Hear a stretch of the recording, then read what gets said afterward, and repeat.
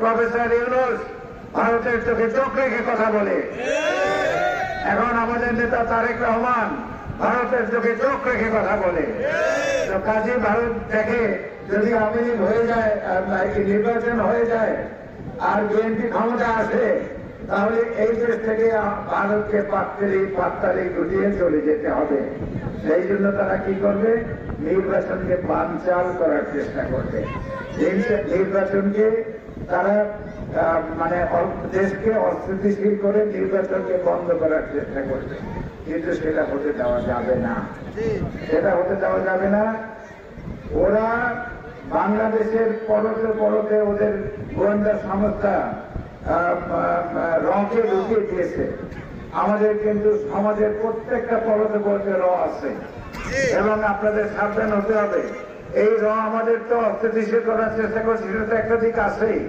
সবচেয়ে সিরিয়াস যেটা, সেটা হলো এই র কিন্তু অনেক দূরদর্শী প্ল্যান করেছে, এবং আমাদের সন্তানদেরকে, আমাদের তরুণমতী শিশুদেরকে, আমাদের স্কুলের ছাত্রছাত্রীকে তারা কিন্তু র রিক্রুট করতেছে তাদের এজেন্ট হিসাবে।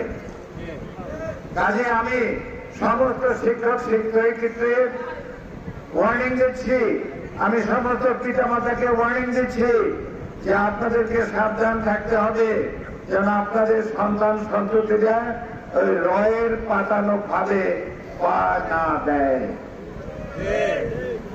তো ভাইয়েরা আমার, নির্বাচনের ব্যাপার, কাজে তার আগে তো আমাদের ক্যান্ডিডেট ডিক্লেয়ার করতে হবে। এ নিয়ে অনেক কথাবার্তা হয়েছে, এ নিয়ে ধানের শীষের কত কান্ডারি ভান্ডারি হয়েছিল। তখন আমরা চুপ করেছিলাম কেন জানেন? একটা কথা আছে, silence is the language of god, অর্থাৎ নীরবতাই আল্লাহ তাআলার ভাষা।